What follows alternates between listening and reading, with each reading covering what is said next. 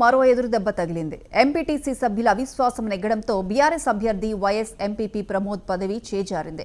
కాంగ్రెస్ కు అనుకూలంగా ఫలితం రావడంతో ఎమ్మెల్యే కోరం కనకయ్య కృషి ఫలించింది.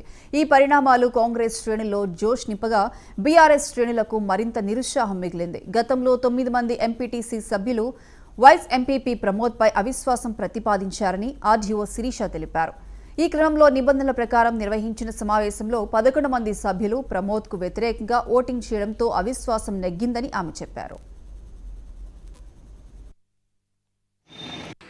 ఈరోజు 8/2/2024 ఉదయం 11 గంటలకు వైఎస్ ఎంపీపీ దాసి ప్రమోద్ కుమార్పై అవిశ్వాస తీర్మానం ప్రవేశపెట్టడం జరిగింది.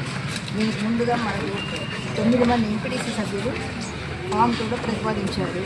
అది మనకి వాళ్ళు ఇచ్చిన తర్వాత మనం ఫామ్ 5లో వాళ్ళకి నోటీసు ఇవ్వడం జరిగింది. 15 రోజుల తర్వాత కండక్ట్ చేస్తామని చెప్పేసి నోటీసు ఇచ్చాము. దాని ప్రకారంగా 8/2/2024లో మనము 11 గంటలకు సమావేశం ఏర్పాటు చేయడం జరిగింది.